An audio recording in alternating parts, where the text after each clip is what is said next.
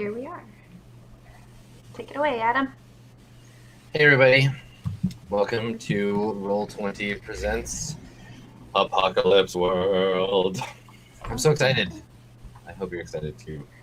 We've been ramping up to this guy for a couple of weeks now, so welcome back. If you were here for the Q&A or for the setup episode, we were happy to have you. If you are a brand new visitor, you have arrived at precisely the correct time. We're going to be playing some Apocalypse World today.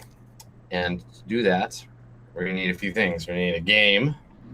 We're going to need some players. And I think I have at least the second half of that hammered out. Should we introduce ourselves? Would you guys like to do that? Tell the internet a little bit about who we are.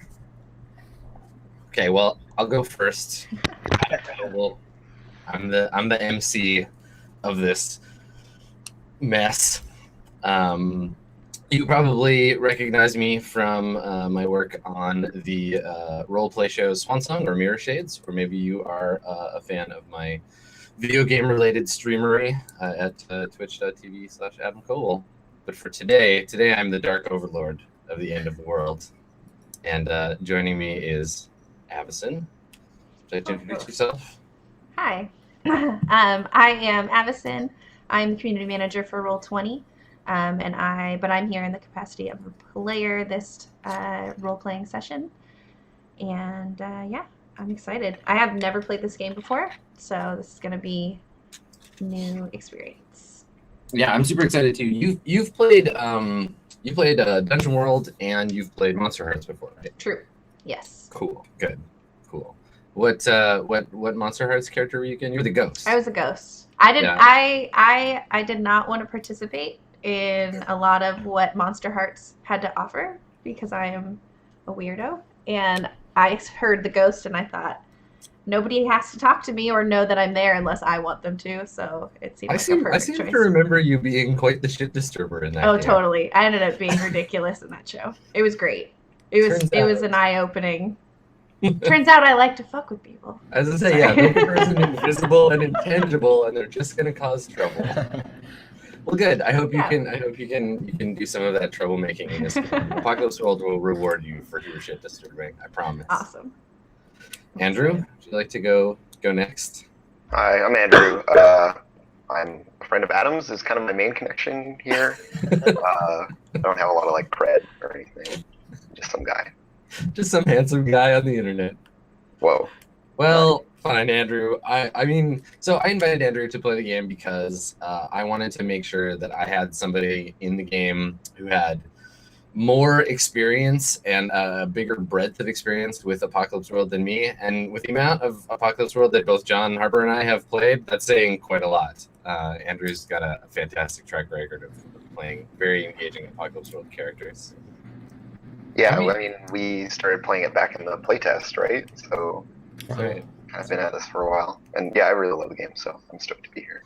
Yeah, folks who are subscribers of mine might recognize Andrew's voice from Heroes of the Storm. He's my go-to Anubarak. Smash. That's right, you're my big bug. John, do you want to tell us a little about your illustrious self? Sure. I'm John Harper. I'm a game designer. You may know me from such games as Lady Blackbird or Danger Patrol or Blades in the Dark, which I just kickstarted. And I've been involved in Apocalypse World, Dungeon World, Monster Hearts, etc. As a kind of friend of the developers and advisor, etc. So yeah, I'm a huge fan of this game, and I've played tons and tons of it. And well, I should say I've run tons and tons of it. I've only played it a couple times, or three or four times maybe. So really looking forward to getting back to it as a player. Cool, that's exciting. I feel like I kickstarted Blades in the Dark is the most understated thing you've ever said. Blades in the Dark exploded in a firestorm of popularity and excitement. I was telling somebody the other day that I think that Blades is going to be the next Apocalypse World. I think it's going to be the thing that people really attach themselves to. So if you are one of those sad, sappy suckers who missed the Kickstarter, at least give John a follow on Twitter and you can keep an eye out for Blades. It's awesome. I played games with John before. He's fantastic. Pretty exciting. Austin, you want to round us out? We've been trying to play games together for like a million years. For like a hot minute, yeah. I'm Austin Walker. I am a freelance game critic, independent game designer, PhD candidate, and I think probably most relevant for this is I run a podcast called Friends at the Table. You can find that at friendsattetable.net. We're just about to wrap up the first season of play. We're doing a Dungeon World game that's been it's been really good. I'm really proud of my players. The end of the season has been just fantastic. So check that out.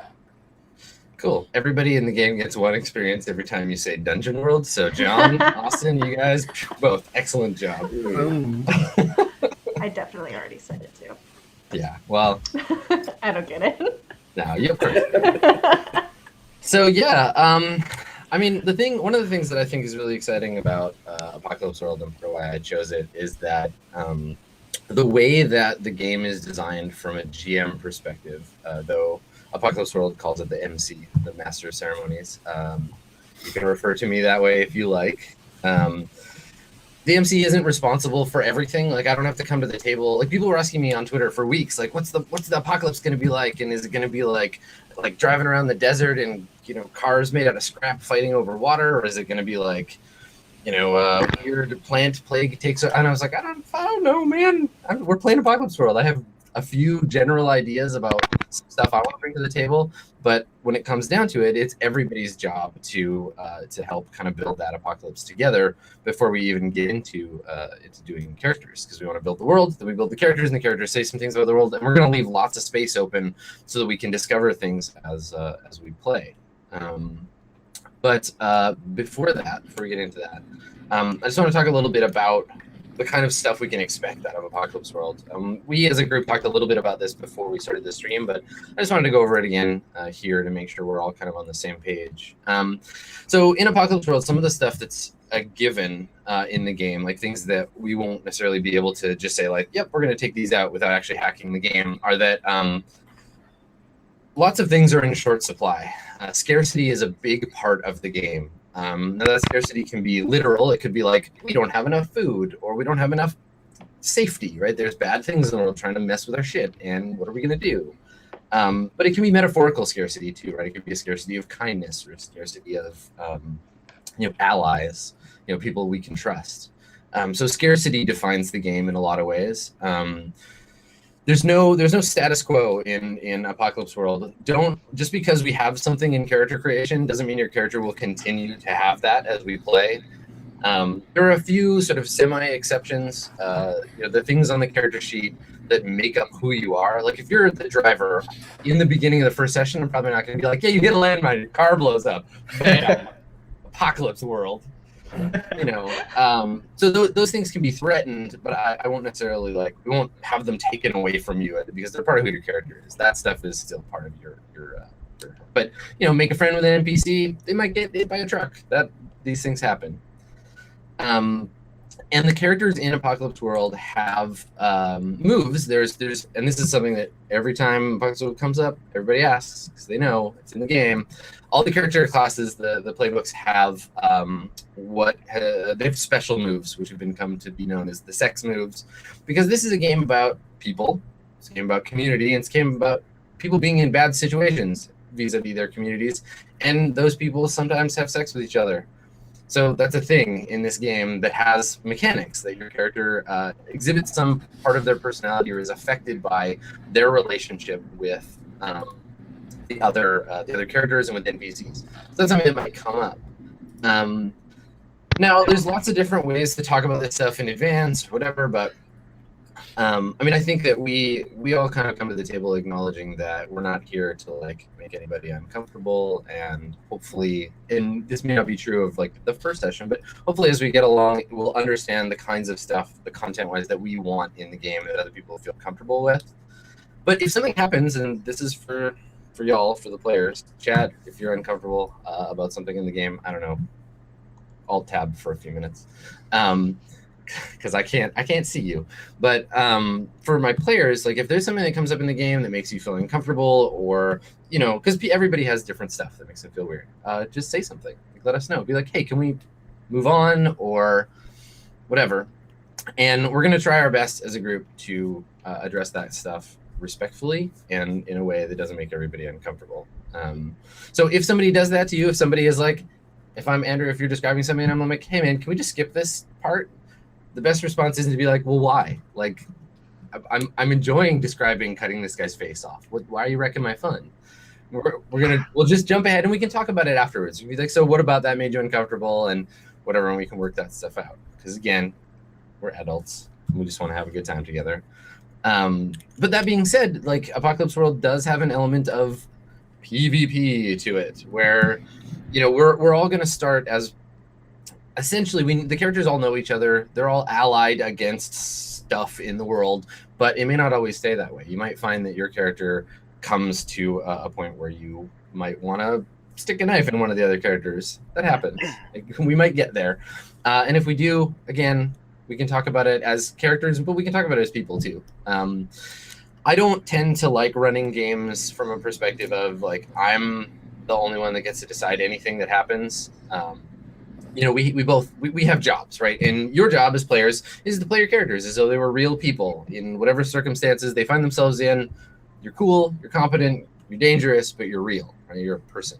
And it's my job to treat all my characters as though they were real people too, and treat the world as if it was real. And part of negotiating that conversation about the game and about role-playing is to be able to say like, hey, we did this thing and maybe that doesn't make any sense anymore, or this doesn't sound like that move. If I tell you like roll go aggro and you think you want to make the take something by force move instead, that's what you're describing towards, just tell me. Be like, no, that doesn't quite sound right.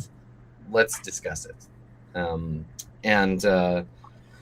I actually find that it doesn't break the like narrative flow that much to analyze what we're doing in play and picking stuff from there. So just something that I wanted to kind of put out on the table right now.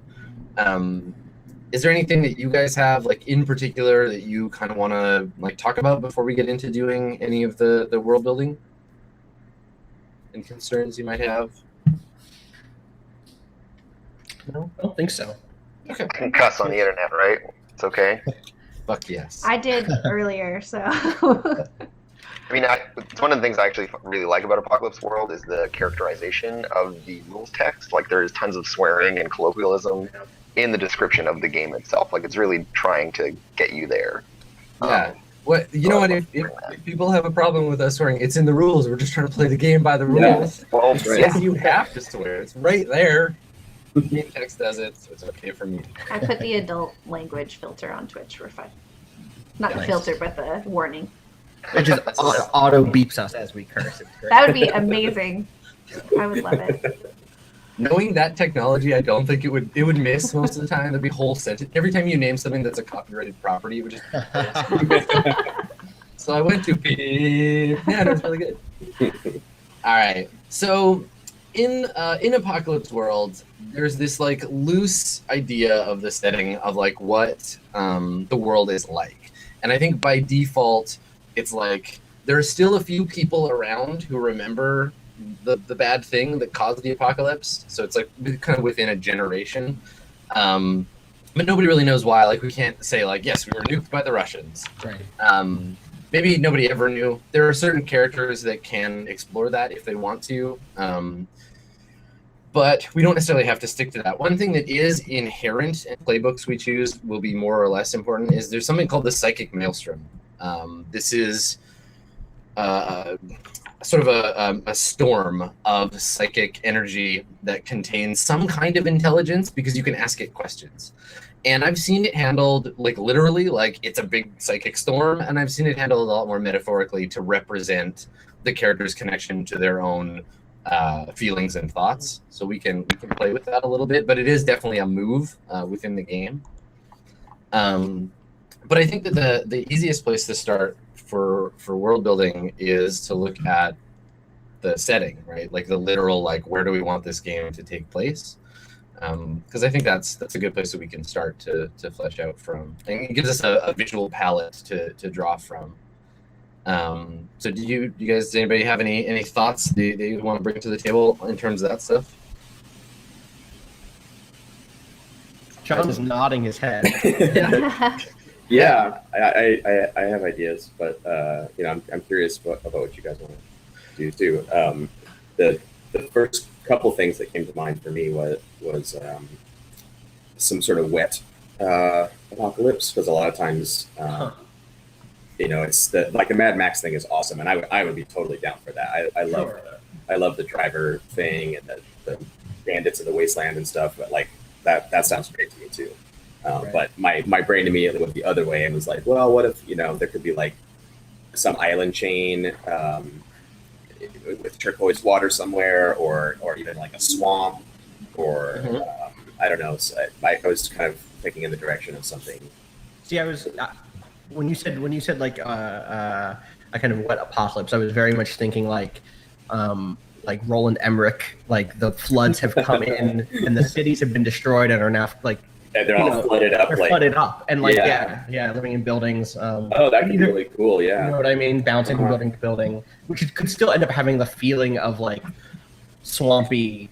Yeah. Who knows what that looks like? But the skyscrapers are like sticking up out of the water. Yeah, exactly. That's cool, like at the end of Akira, where all the buildings are like kind of toppled sideways and water flowing out of them. Like yeah. Cool. And it's all like overgrown with green. My thought too, like when I was thinking about this, like when you say like I like the idea of the wet apocalypse immediately because I lived there. My first thought is like Pacific Northwest, like flooded pine forests. Yeah.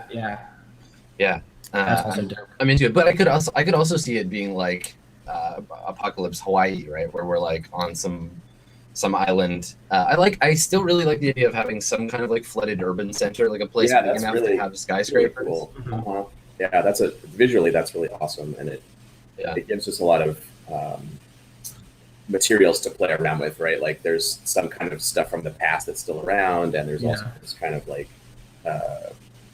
survival situation that we're involved in with the well, because it's tough. Like it probably wouldn't be that. I mean, again, we can get to the scarcity stuff too, but like it would be rough trying to keep your shit together in an area that's that damp all the time. Right. Like in medicine would be a problem too because people get sick and like guaranteed there's mold. There's got to be post-apocalypse fungus. Everything's rotting away.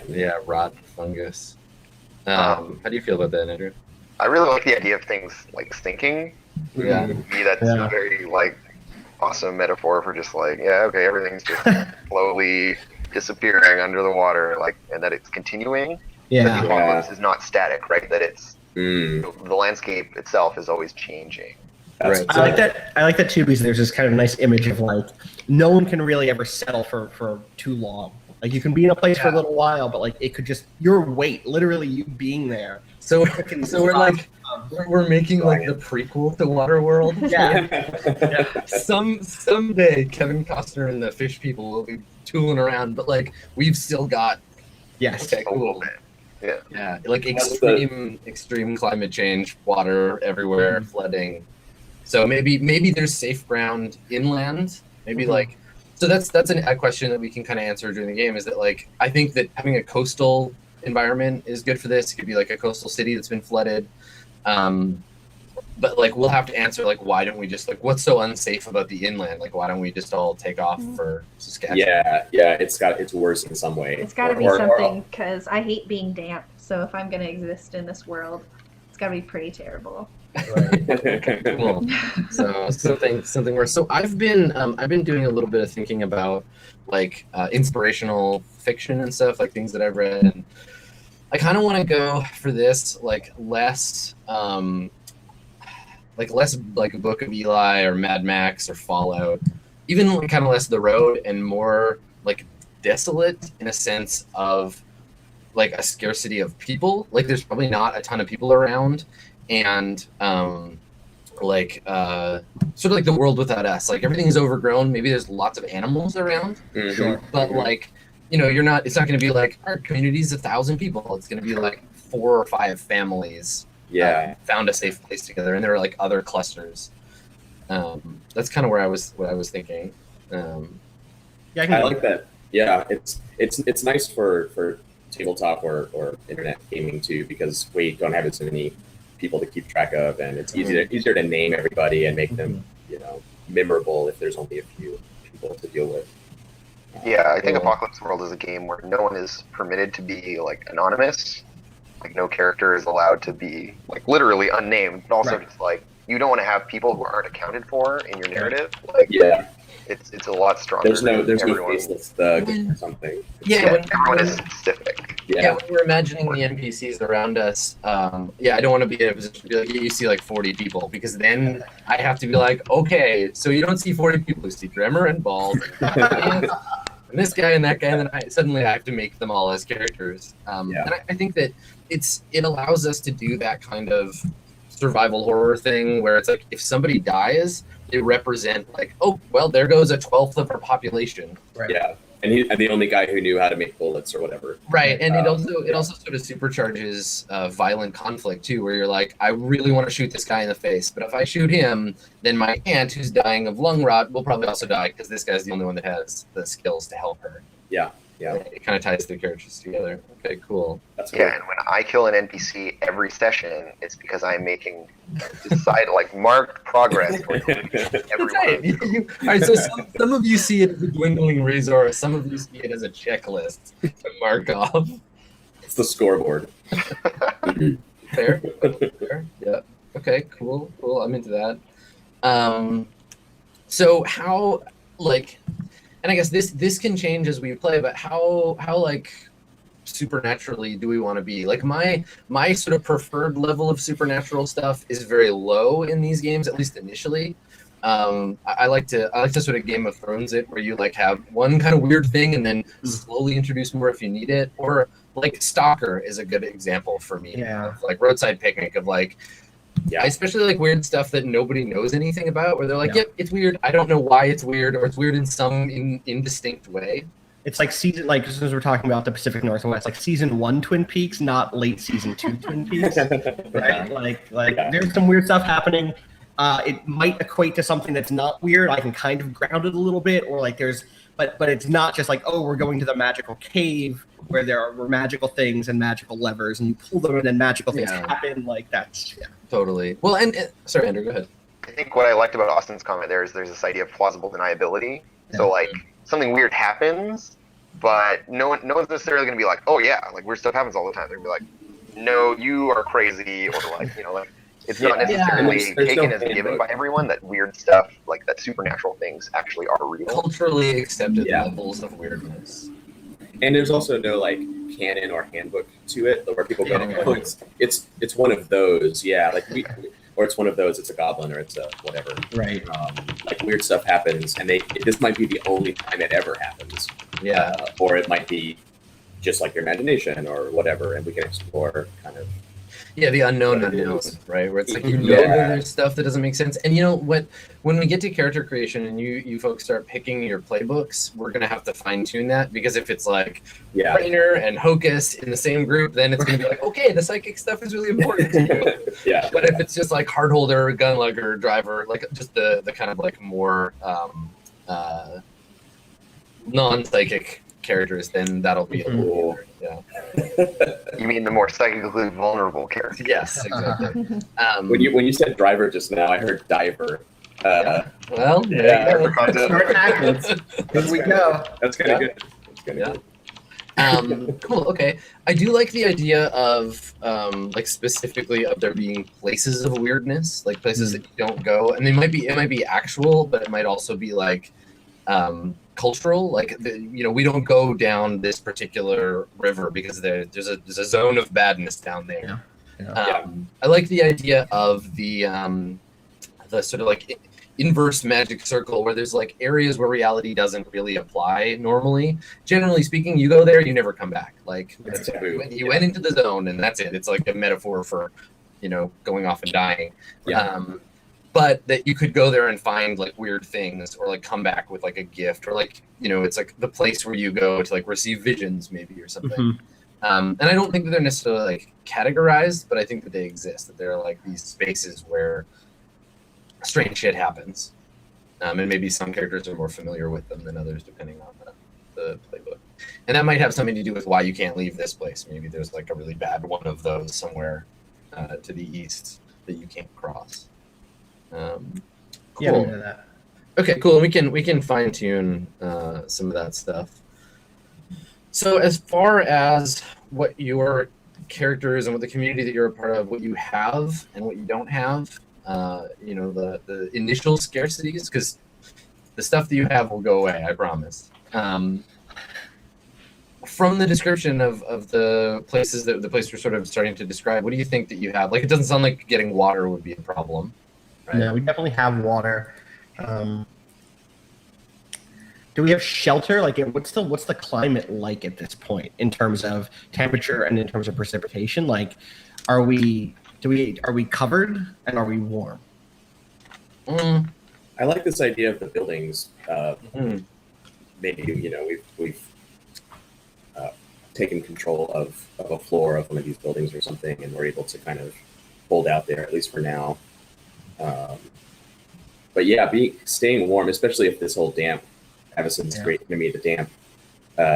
If it's like very constant thing, staying dry and staying warm could potentially be really. Oh yeah, finding stuff to light on fire would be difficult. Like you have gasoline, but you have to find stuff to burn, and like drying stuff off is a big deal. Finding like a safe place to do that. Yeah. Cool. Okay. So scarcity of warmth for sure. Yeah. Is there like no sunlight typically? Like, is it always clouded over? Oh yeah, I think it would be like a cause for like a festival or celebration or like a moment of like religious. Like a sunny day is like a huge deal. Yeah. Cool. Yeah. So it's like living in Vancouver. Yeah. Yeah. So it's not just that everything is partially submerged. It also like rains all the time, and it's just sort of miserably wet and gray and dim. Yeah. Wow, that's good. Palettes of gray and dark green, black. Mm-hmm. Cool, I like that. So yeah, staying warm is an issue for you. What about food? And then I guess to that extent, like with growing things, like certain things wouldn't be too hard, I I imagine. feel like if we're up in the Pacific Northwest type area, then yeah, it's definitely stuff will grow, and maybe you can even like fish a little. Yeah, I was gonna say, do you like fish? I kind of like the idea of an apocalypse world where food is not a scarcity at all. Like, maybe it's dangerous, but yeah, you go fishing and like there's like. So I have this idea that it ties into another scarcity I was going to bring up, but maybe I'll mention it now. So I was thinking about what would be cool would be that one of the things that we have a scarcity of is memory. That your characters are however old they are, but I was thinking about like nobody can remember further back than like 5 or 10 years.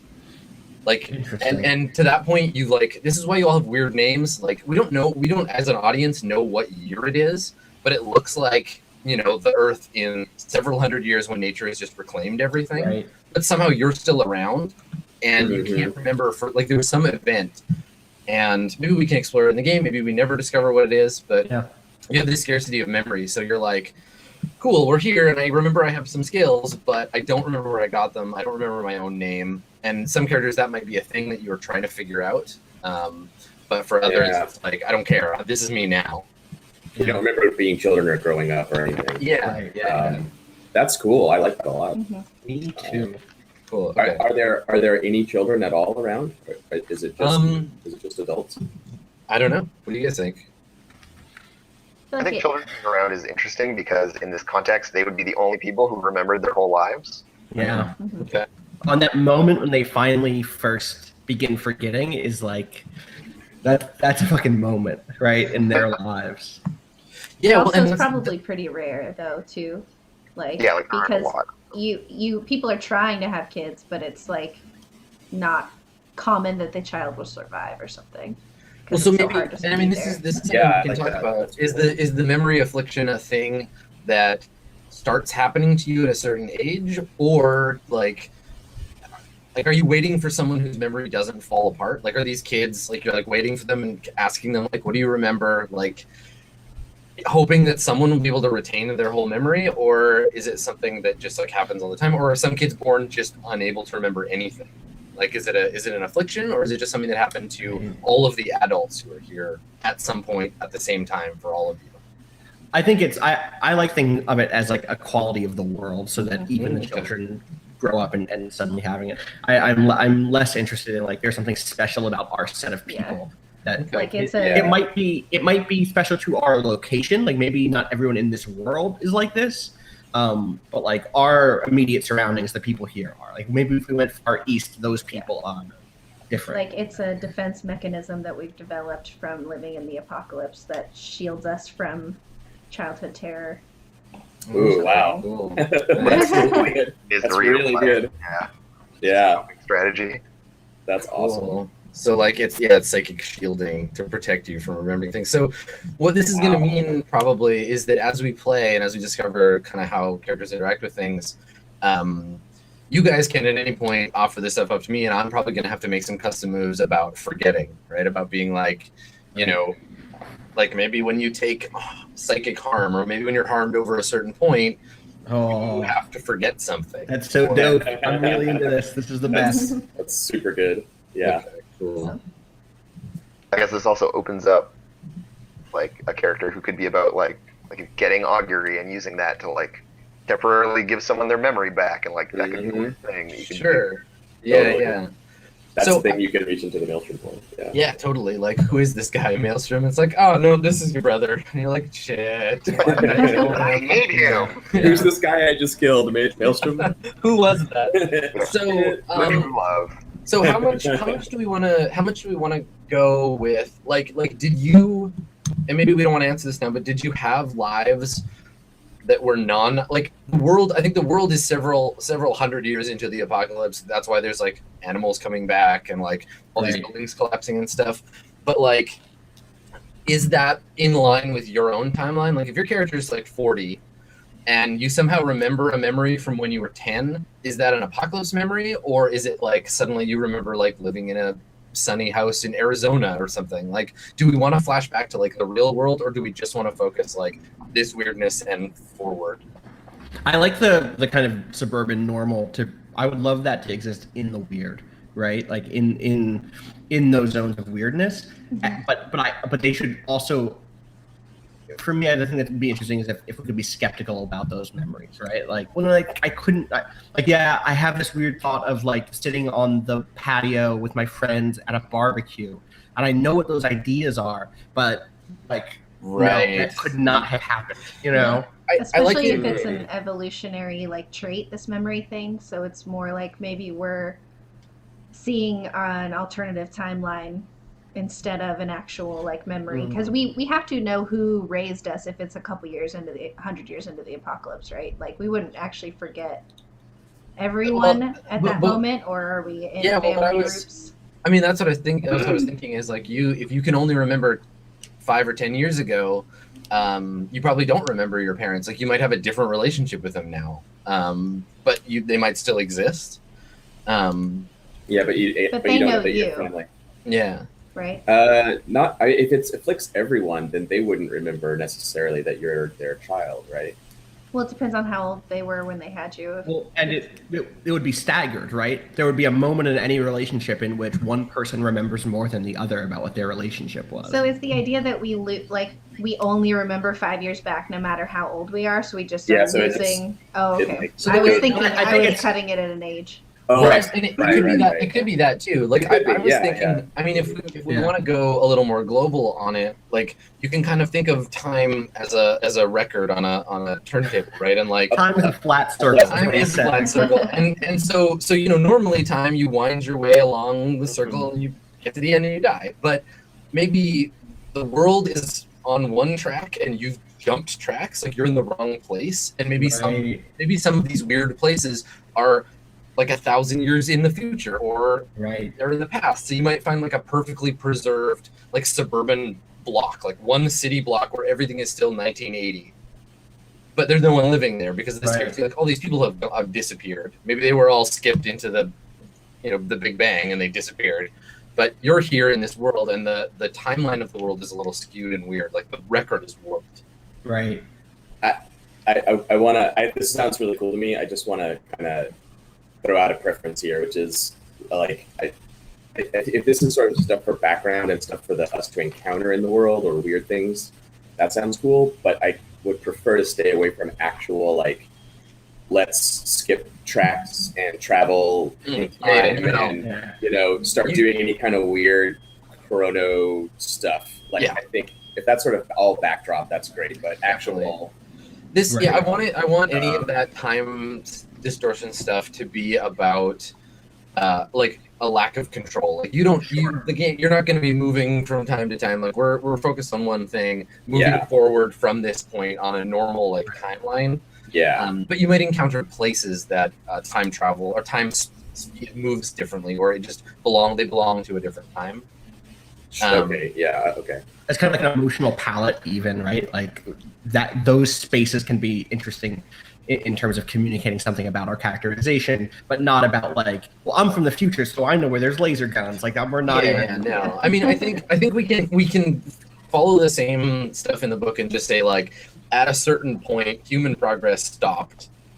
It's post-apocalyptic now. There's no like future stuff. We're not gonna have spaceships or like any of that crap necessarily, unless you decide to try to build them yourselves, unless someone's the savvy head. So, but yeah, I think we want to keep it fairly like, because I think Apocalypse World does best when you keep it fairly like focused on the stuff that it's about, right? The community and the characters' interaction with each other, and not get too like sci-fi and weird about it. Yeah. Yeah. Okay. Yeah, I'd like any of that stuff just to be mostly about not, what time are we in, but just like, what do I remember? Focus on that scarcity of memory rather than like, because like I think you can apply it to the world too. The world has trouble remembering, and its memory is broken too. Yeah. Okay. Cool, and we're gonna flesh that out as we go. Yeah. So how do we feel about other weirdness? Do we want to talk about that? Like, I don't know, like mutants and because there's some stuff in the book too. Some of the playbooks have like technology that obviously doesn't exist. How do we feel about that from the outset? Basically, like if there's any like think about the setting and stuff, and if there's anything, we'll just steal from Microscope. If there's a thing that you want to explicitly like not be part of the game, or explicitly definitely be allowed to be part of the game, though it doesn't necessarily have to be like everywhere all the time.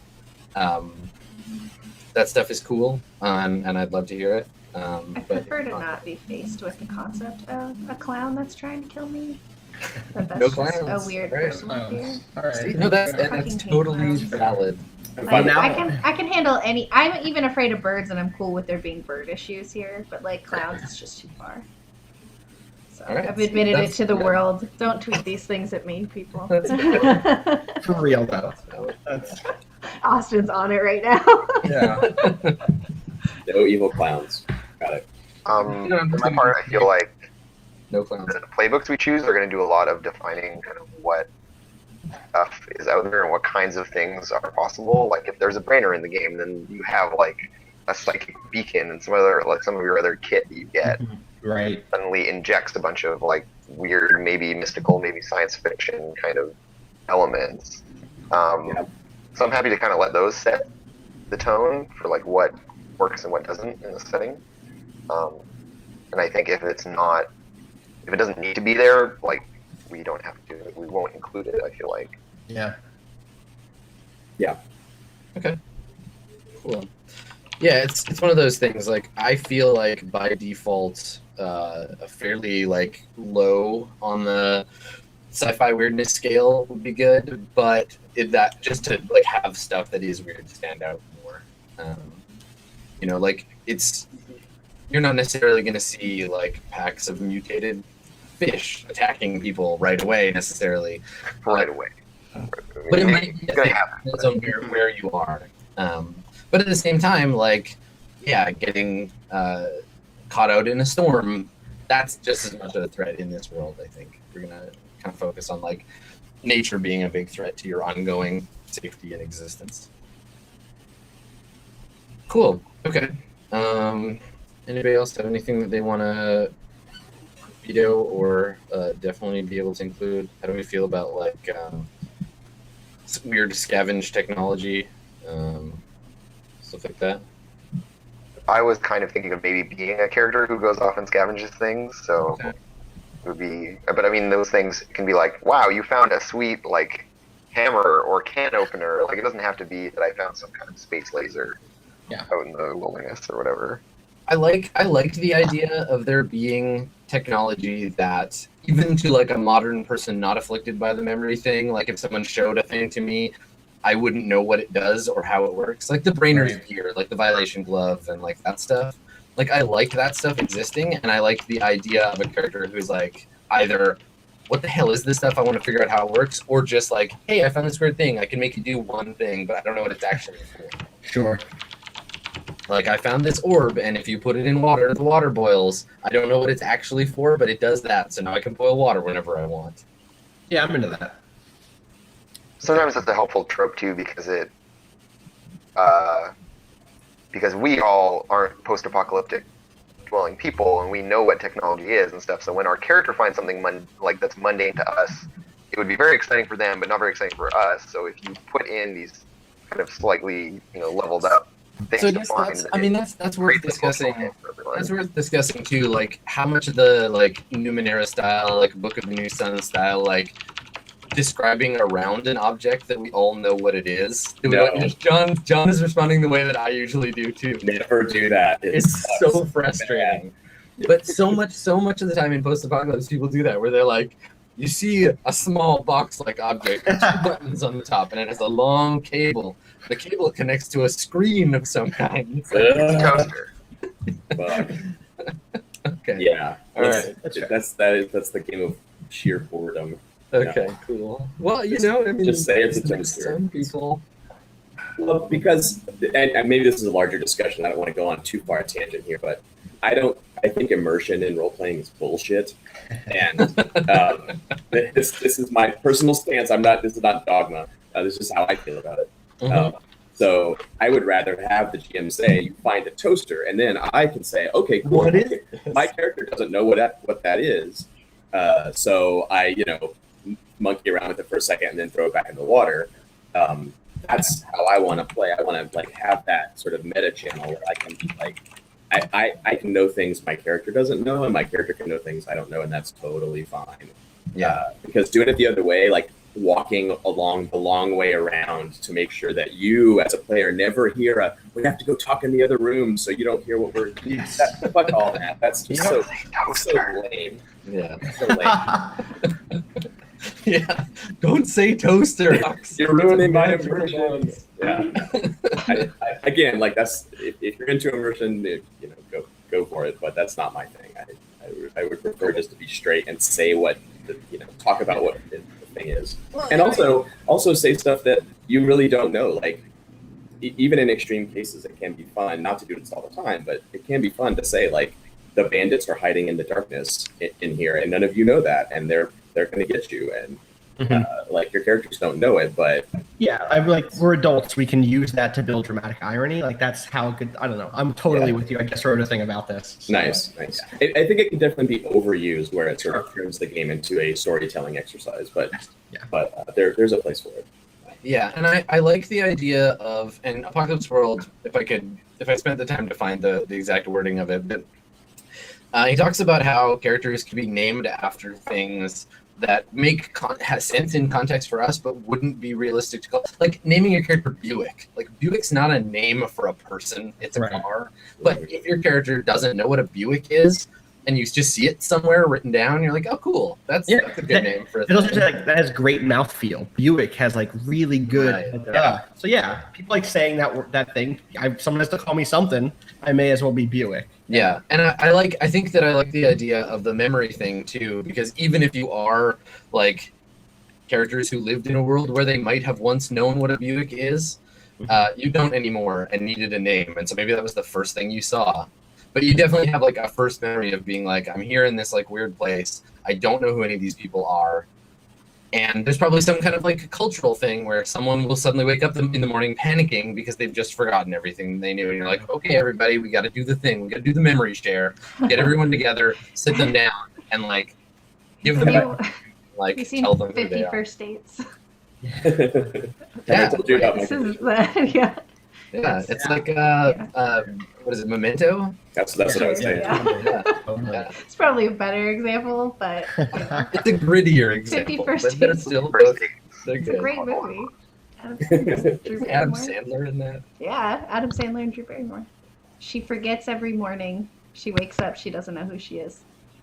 So they have to tell her through video and blah, blah, Cool. blah. Do we? do we remember our skills regardless of our like we do have this like intrinsic knowledge of like Yeah. You don't Angel, you know, forget doctor if you stuff. could read before you didn't forget how to read, but you have no. I think the idea is that anything that's intrinsic to you stayed, but everything that required external context disappeared. So Okay, you so, know like- you know what a building is, but Yeah. you might not know like the difference between an office building and a hospital.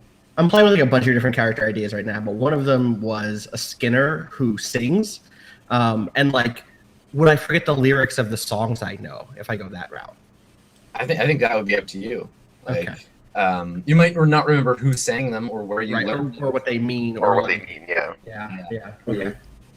Yeah, that's them. Or if they reference specific things, you might not know what those are. Right. But, like the names of cities, for example. I Yes. imagine that like proper nouns are pretty much off the board. Like you just Right. don't know. Those would become like pseudo mystical language. Yeah. So your songs are invocations to places and things that you don't know anything about or have Exactly. never heard of before. Yeah. Cool. Yeah. I like that kind of stuff. Yeah. Very into it. Yeah, do you guys want to nail down any more of the like the way the memory thing works, or do we want to just explore it in I feel comfortable moving on. Yeah, me Personally. too. Yeah. Me too. Okay, cool. Yeah, I think we have enough to go on certainly. Cool. Okay. Well, do we want to? You know what I want to do? I want to do all of character creation kind of in one sitting. So it's a bit early, but do you want to take our first break here? Yeah. And then Yeah. we'll take a few minutes. I'm gonna look at some notes, and then we'll jump into character creation when we get back. How long do we want to take? Let's take 5. 5? Okay, cool. Yeah, that's good. All right. All right, everybody, hang tight. We will be back. Oops, very soon. BRB.